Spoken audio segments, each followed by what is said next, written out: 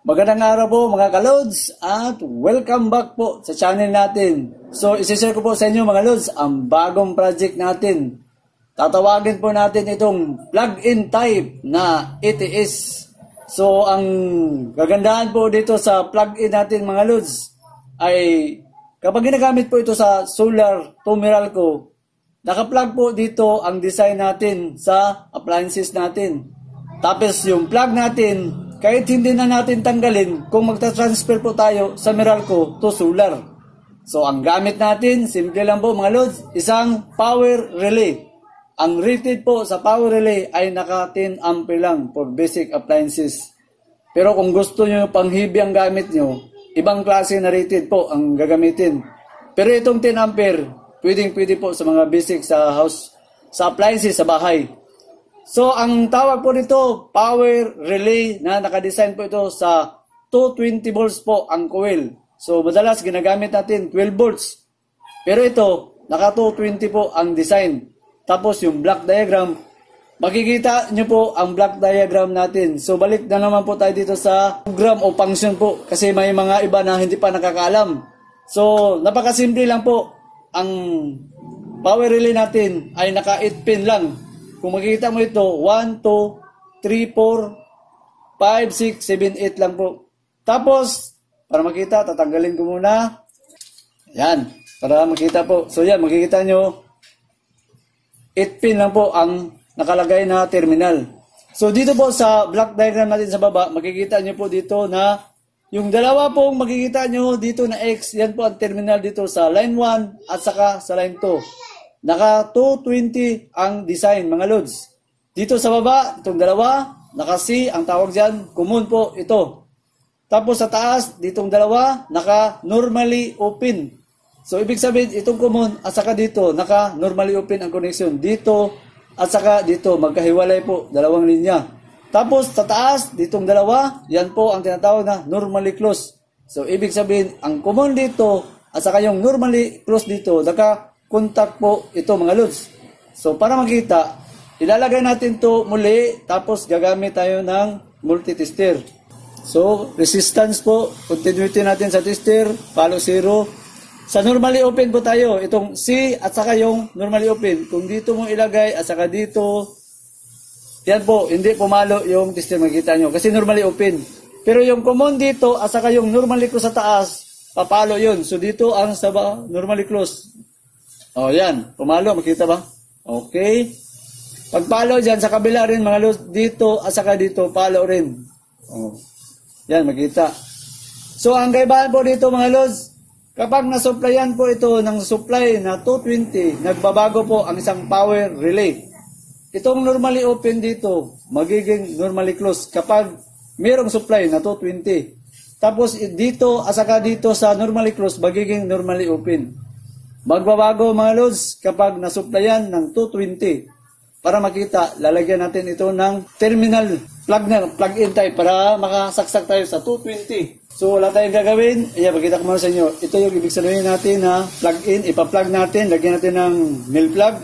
Yung linya po is pinaka-basic. Yung malapit dito sa hilo, ito yung sa spring para sa din rail na lalagyan. Atakin mo itong spring para makapasok sa din rail. So, napakadali. Yung baba dito, nakapabor yan sa spring, yung linya sa 220 na coil po ito. So, lalagyan natin para makita nyo mga lods. So, wala ko tayong gagawin dito mga lods. Isaksak natin siya dito sa outlet natin. Pag nasaksak po yan, mag-energize po itong coil. Ito yung coil na 220. So, ang mangyari, yung connection dito, magbabago. Isaksak natin. Naka 220 ang design. Yan. Umilaw yan, mga lods. So, dito, ang coil. Sa taas po, mga lods, wala problema ito kasi hindi yan kasali sa supply. Yan po ang terminal natin na gagamitin natin. So, ang sabi natin, magiging normally closed na po itong normally open dito ngayon. So, gamit tayo ng multi-tester. So, wala yung voltahe mga lods kasi kung na yung voltahe yan, masisira po ang tester natin. So, dito ko siya ilagay. So, kung dati po, makikita ba dito sa diagram, kung dati dito at saka dito, naka-normally open, normally closed na po ito ngayon. So, tingnan nyo ang tester, papalo kasi may supply na po na 220. O yan, makikita sa tester, pumalo. Tapos dito sa baba mga lods, wala ng palo. Ayan. Kasi mayroon ng supply ang power relay. Sa kabila tayo. O yan, pumalo. Yan, makita ba? Ayan, pumalo mga lods. Naging normally closed na po siya. Dito sa baba, magiging normally open na po. O yan, makita niyo mga lods. Okay? So ngayon mga lods, wala tayong gagawin. Wawiringan po natin ito. Kung paano ba siya wawiringan natin. So, ito yung sinasabi natin na block diagram. So, dito sa taas, yung makikita nyo na NC normally closed, ang gagawin natin dyan mga lods ay lalagyan natin siya ng terminal sa mill plug. So, gagawin natin dyan ay yan. Saka ito. Tapos, lagyan natin ng ganyan. Yan po ang mill plug natin. Nakapatungo po yan sa miral ko mga lods. So gagamit po tayo ng wire dito mga lods. Flat cord po ang gamit natin mga lods. So nasa 16 po ito. Katumbas rin dito sa 10 ampere na gamit. So 16 mostly nasa mga 13 ampere. So ito 10 ampere. So okay lang. So ang gagawin natin, napakasimple mga lods. Ilalagay lang natin ito dito sa normally closed ang terminal para sa Meralco. So ito yung para sa Meralco. Ilalagay natin. Okay. Yan. So makita nyo mga lods. Nakalagay ang flat cord natin. Itong linya po ay patungo po ito sa Meralco. Makikita nyo. So lalagyan natin yan ng plug. Plug in type. So mamaya na yung plug. So ang next natin dito mga lods. Yung makikita nyo na normally open. Yan po ay patungo sa solar natin mga lods. So, ang gagawin natin, lalagyan natin ng terminal po dito mga lods. Ayan. At saka dito. Ayan. Okay. So, yung mill plug natin. So, yan pong mill plug. Patungo po yan sa yan. Solar. So, ang next po natin, normally open dito sa taas. Okay. So yan po mga lods. Meron na tayong Meralco at meron na rin tayong solar. So ang next natin dyan mga lods ay itong C. So ano ang connection sa C? Yun po ang common. Ang ilalagay po natin, ito yung common. Ang ilalagay po natin dyan, yung outlet natin. Kasi nga plug-in type ang design natin sa ETS. So ang gagamitin po natin, itong klase po na outlet po ito. Naka-design. So mga 15 ampere po. Ito yung itatapping natin. So wala tayong gagawin. Yan po, i-connect natin ito sa C, sa common. Ang common po, dito po nakalagay ang connection sa outlet. Okay. So mga lods, pakita ko muna po sa inyo kung ano pong advantage dito na ginagamit natin na plus type na socket sa outlet. Ang maganda po dito po mga lods, ang design po dito is naka-screw type po siya. So ibig sabihin, kahit flat cord po ang ilalagay mo, hindi ka mahirapan. Kasi nga, naka-screw type. Compare po dito sa isa natin na ginagamit. Wala kasing available na socket na may screw po akong nakita. Ito wala. So, kailangan medyo may makapal ang stranded o solid wire paglalagay para fix po ang pagkalagay. Hindi pwede yung maluwag. Lalo na 220 po gamit natin. So, pinakita ko lang sa inyo na mas maganda ganitong klase ng outlet na nakita natin screw type. So, pag ilagay mo ang wire, so katulad dito, outlet po ito, so ilalagay natin dito yung wire, yan. So, mas madali na lang. So, ang next mo, screw ka na lang dito mga lods. So, ito yung maganda. Okay. Yan. Tapos na po. Ito na yung para sa saksakan natin sa outlet mga lods. So, lalagyan muna natin ang linya sa outlet para masundan po sa mga kalods. Na itong isa po dito natin, nakalimutan natin lagyan dyan, at saka ito, mga lods, yan po ang para sa outlet natin. Yan po ang outlet. Next natin dito mga lods, may kulang pang isa. So, ang power relay, kailangan po ng 220 na supply. So, makikita naman, 220. Itong nasa ilalim, medyo natabunan na ito. Ito yung 220. Nakatapping po ito sa supply. Sa 220, sa solar po nakakunik. So, paano siya ikukunik sa solar? So, napakasimple lang mga lods. Itong linya na line 1 at line 2 po dito sa power relay na supply. Wala po tayong gagawin dito. I-jumper mo lang ang linya po dito mga lods sa solar. Kasi 220 po ito galing sa output inverter. So, ang gagawin mo, i-jumper mo lang ang wire. So, ang wire, kahit magkabaliktad, ang paglalagay kasi 220 naman ito eh. So, dito, itatapin mo. Yung isang wire po dito mga loads, i-jumper mo siya dito sa linya. Tapos, yung isang linya naman dito mga loads, dito, nakatap yan, lalagyan po natin ng switch. So, may switching po siya dito mga loads. Ayan, switch. Yung switch niya po dito, nakatap po siya dito sa isa. So, kahit makabaliktad itong wire, yung ibig ko sabihin, sa taas ka ng jumper o sa baba, pwede lang mabaliktad. Diyan, ayan, switch. So, ang purpose natin sa switch dyan, mga load, kapag naka-contact po ang switching, tapos nakasaksak po ito sa solar, mag-energize po ang power relay kasi masusuplayan po ito. Pero pag wala pong supply, balik po siya sa connection. Ang Meralco po ang masusunod, naka-normally close po siya. Kapag walang supply, na 220. Pero pag may supply, automatic yan na magkuklose yung normally close, normally open dito na nakalagay. Yung solar po ang masusunod. Kaya kung wala nang supply ang solar mo, kusa po ito talagang mag-transfer ka agad doon sa normally close, patungo na yun sa Meralco na supply. Okay. So, saan sa itatapping? Unahin muna natin yung jumper. Napakadali lang mga lods. Na normally open ito sa taas, naka-jumper siya patungo dito sa 220. Kaya lang natatabunan sa ilalim ang terminal. Baka may hirapan na tayo. Pwede ganun ko na lang wire mga lods. So ang gagawin natin, lalagyan natin siya ng jumper. Okay, nataping na natin mga lods. So yan, nakataping na ang para jumper natin sa unang linya. So naka-jumper lang dito at saka dito sa ilalim. So i-jumper lang natin. Okay, ayan, nataping na natin yung jumper natin mga lods. Okay, naka-jumper yung isang linya. So, ang next, napakadali. Isang wire dito, yan, makikita yung isang wire. Tapos, nakatapping yung switching natin dito sa isang linya. Ito yung switching natin. Oh, yan, sa likod. So, hindi siya naka-screw type. Pero, ang gamit ko, medyo na ipakasulit po ito. Tapos, maliit lang. Switching lang po ito.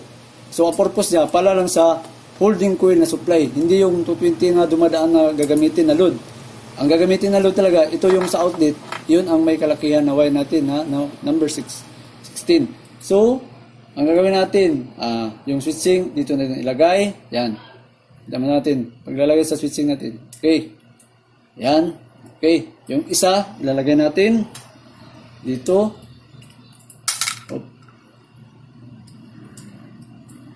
Okay. So, ang dalawang wire po dito na makikita sa switching, ito po yun, mga lods. Yung isang wire, jumper mo sa normally open isa. Yung isa dito, ito yung normally open. Doon mo itatapping ang switching. Tapos, yung isang linya dito, yung switching yan, patungo yan sa supply sa baba. Yung isang wire dito sa 220, makikita mo dyan. Dyan dumaan po ang switching. So, makikita naman switch. Yung switch natin, pasok siya dito. Tapos yung isa, doon sa taas dito. Yan, dito. Okay. So, natapping na natin yung dito sa switching. Doon na naman sa normally open sa taas. Dito sa normally open. Itong isang wire po dito mga loads. Dito yan papasok mga loads. Ganun ko muna. Makikita naman yung switching. Patungo yun sa normally isang linya sa normally open. So, para hindi siya magulo tingnan, ganun ko na lang. So, isaksak natin siya dito sa normally open. Luwagan naman natin. Diyan, makikita naman. So, yan. Kumpleto na po mga loads. Makikita na mga loads ang connection natin. Meron tayong para sa outlet, sa switching, at saka yung para sa terminal sa Meralco, at yung terminal naman dito po para sa solar. So, ang tanong, nakaganito lang ba? Mukhang magulo tingnan. So, wag po kayong mag-alala mga loads. Meron po tayong tinatawag dito na full box, ilalagay natin siya sa PVC full box. Ito po mga lods ang ibig kong sabihin. So kailangan meron tayong ganito para malinis po siyang tingnan. So ito yung sinasabi natin na PVC na full box. Naka 4x11 po ang size nito. Tapos nilagyan ko na po ng butas dito at saka dito. So madali po itong butasin kasi plastic po ito mga lods. So pwedeng soldering iron kung may soldering iron po kayo sa bahay o electric drill. So ang gagawin natin, siyempre gagamit po tayo ng dinril para po madikit itong power relay. So, depende po sa inyo kasi may butas naman dito sa tagiliran. Pero, madali po itong mabasag kapag masobrahan po sa higpit sa screw. Kaya, masip kung ito po gagamitin nyo, ang din drill. So, ang din drill, wala tayong gagawin. Ilalagay ko po siya dito sa loob. Yan. Lalagyan ng screw para hindi po matanggal doon sa loob. Okay. O, yan. Nalagay na natin, mga lods, ang din drill. So, simple lang. May butas po dito sa tagiliran at saka dito. Kasi ito yung dadaanan po sa mill plug natin sa solar at saka doon sa Meralco. Okay, yan. So, hahatakin ko po ang wire dito mga lods. Yan. Pag nahatak na natin ito mga lods, ay pwede nating ilagay. Sipos ko, tingnan nyo. Okay. So, nalagay na sa din drill mga lods. So, yung isang butas para sa solar, ilalagay natin itong wire. Sak mo yung butas. Okay. So, yan. Para may allowance po sa loob. Siyempre, lalagyan natin ito ng kibultay. Kasi baka mahibla paghatak po sa wire. Nahin natin siya dito. Kibultay natin. Oh. Yan. So, dikit lang natin siya dito mga lods. Yan. Okay. So, yung isa na naman, lagyan natin din ng kibultay. Okay. So, okay, ganito na lang ba? So, hindi pa tayo tapos, mga lods. So, ang gaber, mga lods, para kunting bilis po, binutasan ko. So, mas dali na naman ito butasin kasi nga plastic. So, electric grill ka dito o soldering iron, tapos kunting lagari, na maliit na lagari. So, yun, madali mo lang mabutas. So, ang butas, dito po nakalagay ang butas, mga lods. So, ipapasok lang natin ito at saka ito. Yan. So, para hindi siya mukhang tingnan dito, screw na tayo. Okay.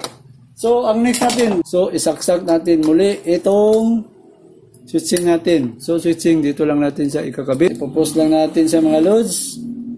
Okay. Yan. Hindi na yan matanggal. Fix yan. Yung isa na naman. Yung isa, dito, ilalagay natin. Post.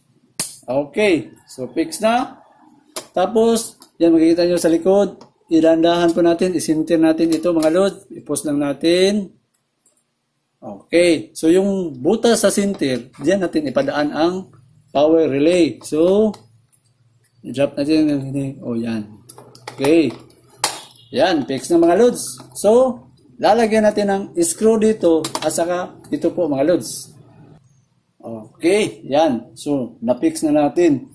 Siyempre, may kabel pa po yan mga loads. So, ito po yung kabel niya. So, ilalagay natin yung kabel niya dito mga loads. So, yan. Finish na po ang product natin. So, meron na tayong tinatawag na plug-in type na it is. Ito yung sa Meralco pala. Ito yung para sa solar. So, lalagyan po natin ng plug po. Ito po ang ilalagay natin. So, simple. Itong design ginamit ko, Omni. Napakaganda. Pwede mong i-roll out yung plug natin pababa o pataas. Ang mga Omni po, magandang classes pagdating po sa mga mill plug. So, mas madali po itong i-assemble ng ganito. Yan, tanggal. Oh. So, maganda po dito sa ganitong klase. May butas, isasaksak mo nang. Hindi katulad sa iba na i-screw mo pa sa terminals yung wire. Ito, may butas po. Saksak ka na lang ng saksak. So, yan po mga lods. Tapos na po mga lods ang project natin. Susubukan na natin itong plug-in type natin na it is. So, simple, pupuntahan natin yung solar system natin mga lods. Ito po yung outlet natin sa Meralco. So, nilagyan ko para hindi tayo malito. Meralco. Yan po ang DIO natin na sa DIO. Distribution utility natin. Ipagpalagay natin, Meralco. Tapos, yun naman po ang outlet natin para sa solar. So, para makita nyo po, ang voltahe na magkaiba kunti po mga loads. Switch, gamit tayo ng digital para sure tayo. Unahin natin ang Meralco. So, Meralco nasa yan, 247 ang Meralco. Tapos, dito sa solar natin, ang gamit natin sa solar ay 222 ang voltahe. Makita ba? Ayan, magkaiba po. Medyo may kitaasan ang DIO. So, pinakita ko lang na yun ang Meralco. Ito yung solar. para makita nyo po sa mga kalodi natin na hindi pa nakakita sa solar natin, itataas ko yung camera natin dyan sa taas para makita nyo na upgrade. Yan po, upgrade to 12 volts po ang gamit natin. Yan po ang solar natin. Tapos sa baba may mga computer tayo. So meron akong Meralco at meron din akong para sa solar. So for testing natin mga lods, dyan natin isaksak yung itiis natin na plug-in type. So pakita ko sa iyo muli ang plug-in type natin mga lods. So ito na po yung sinasabi natin, plug-in type. So ang gagawin natin, isasaksak natin ito sa Meralco. Meralco tayo. Okay, Meralco. Yan, Meralco. Tapos yung isa sa solar. Saksak natin. Solar. Okay. So, ang ibig sabihin dito mga lods, sabi natin, naka-normally close po ang Meralco. So, naka-energize po ito sa Meralco. So, kukunan ko po siya ng voltahe mga lods para makita nyo mga lods. Naka-off pa ang switching natin sa solar.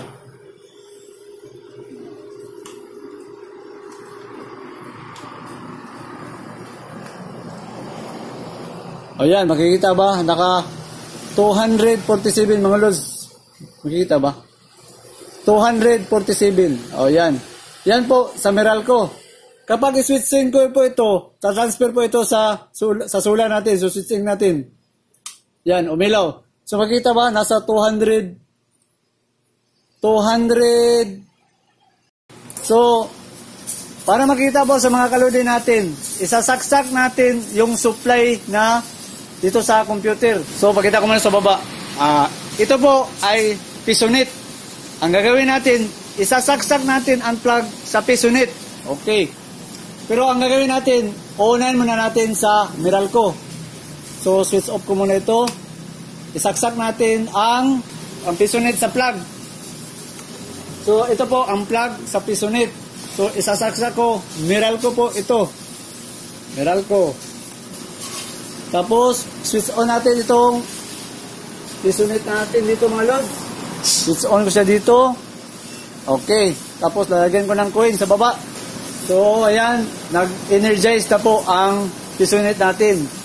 Ang nangyari po dito, bayad tayo kasi ang gamit natin dito, Meralco. Hindi pa naka-switching ang para sa solar. Pag switching natin ito, ta-transfer po ang supply sa solar. So, titingnan natin sa baba, sa computer, kung hindi ba siya mag-interrupt. Kasi pag nag-interrupt ito, hindi maganda. Dapat walang interruption para makatransfer tayo sa solar. At pwede tayo mag-transfer sa Meralco na walang nangyari dito sa baba. Yun ang purpose natin. Para hindi na natin tatanggalin itong mga plug kung sakaling gagamitin natin itong ETS na plug-in type natin. So, makikita nyo, naka-energize po siya. So, gagawin ko ngayon dito mga lods, i-transfer natin siya dito sa solar. Tapos, kukunin ko ang camera mga lods. Yan, camera natin. So, ang gamit natin sa solar dito ay naka 175 watts po o 82 ang gamit. Kapag i-transfer natin yung sa solar, tataas po ito, 173. Pag ipasok natin itong pisonet, tataas po ang wattage na nagamit natin sa solar. So, susubukan natin i-transfer. So, yan po ang computer natin sa pisonet. So, ang gagawin ko, i-push button ko siya dito mga lods. Titingnan nyo, i-transfer natin siya sa solar. I-energize natin. Pag nag-supplyan itong power relay, i-energize ang power relay, tra-transfer to sa solar. So, switch in natin. Tingnan natin kung wala ba interruption. Okay, umilaw yan. So, ibig sabihin, solar tayo gamit. So, balik tayo dito sa supply pa natin.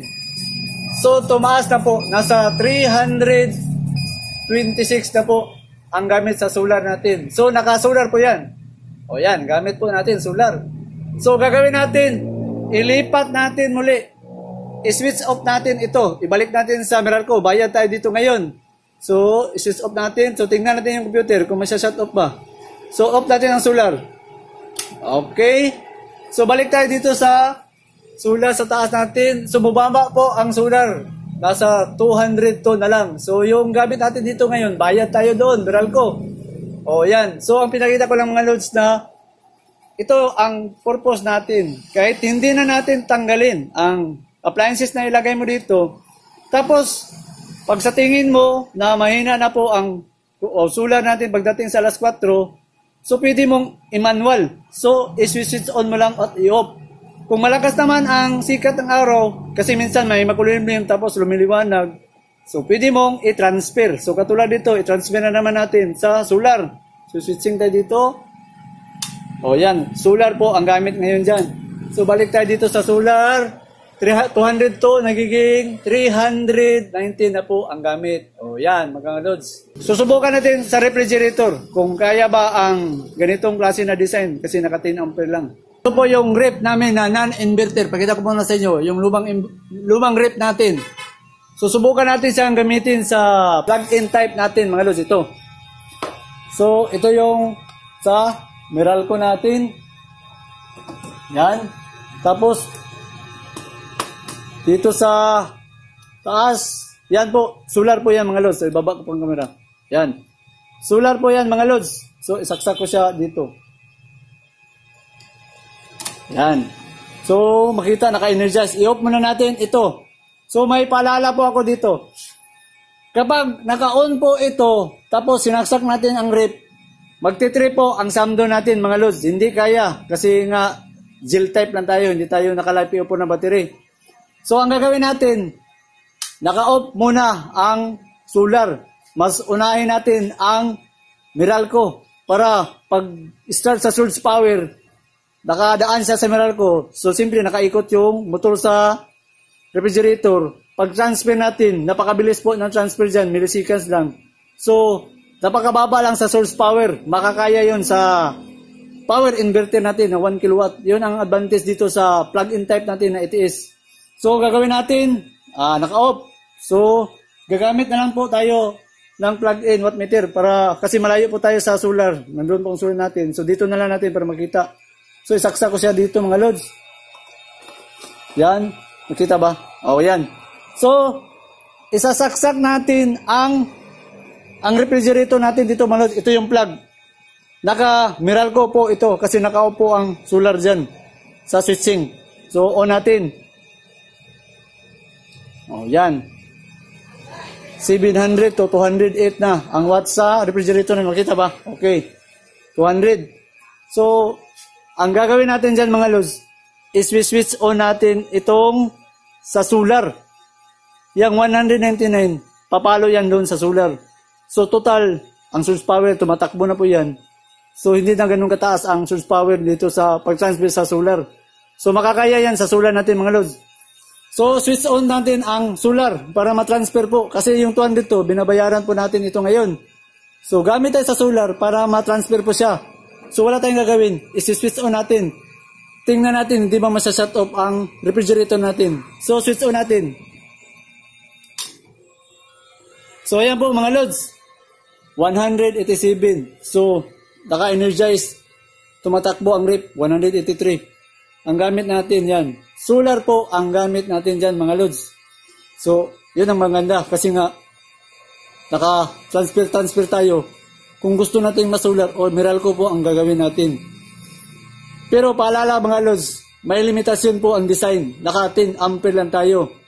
Hindi to pwede sa aircon na 1 HP. Siguro kung 1 half HP at naka-inverter, kaya po yun. Pero kung pataas po sa 1 half HP na aircon, hindi po kaya ito. Masisira po ang power relay. Didikit yan sa ilalim, hindi na yan babalik. Dahil sobrang taas po sa starting power doon. Kaya 1 half HP, kayang-kaya pa. So, naka 160 watts po ang refrigerator. Ang gagawin natin, susubukan natin siyang i-off, ibalik natin siya sa Meralco. Pero ito, wala tayong bayad dyan, kasi naka-solar gamit natin. May ilaw yan sa baba. So, i-off natin mga lods, ang solar, ibalik natin sa Meralco. So, 150 watts ang gamit. So, off natin.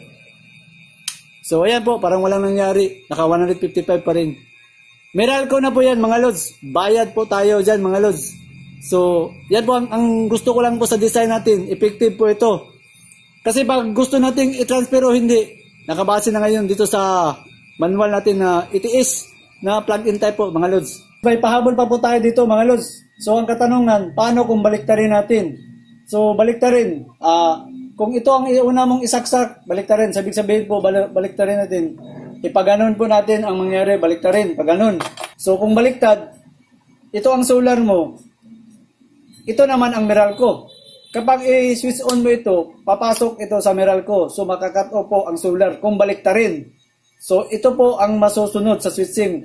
Kung ito ang maging Meralco at ito naman ang solar. So pag isaksak mo, naka-energize po ang solar kaagad. Tapos pag i-switch on mo ito, ta-transfer po ang solar sa Meralco. So yun na, pag naka-switch on po ito. Siyempre, pag nag-burn out po dito sa Meralco, babalik po siya kung may supply pa dito sa solar na 220 sa 1 natin. Sa plug-in type na ATS. So bago po tayo magpaalam mga lods, meron pong magpapa-shoutout na naman po sa channel natin. So uunahin ko po na po ang bagong new sponsor na sumali po sa member natin.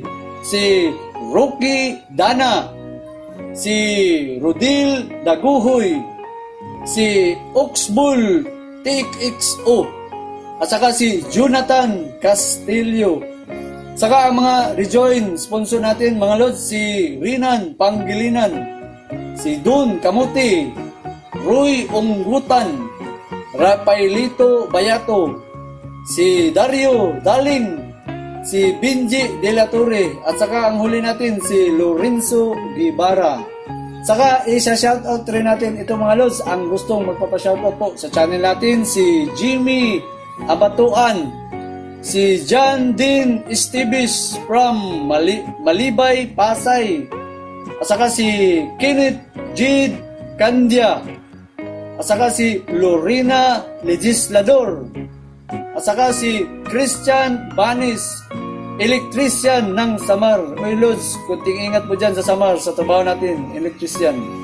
At saka ito pa si Bernardo Caloy, at saka si Leandro Lopez. Ang huli natin si Noel Garcia.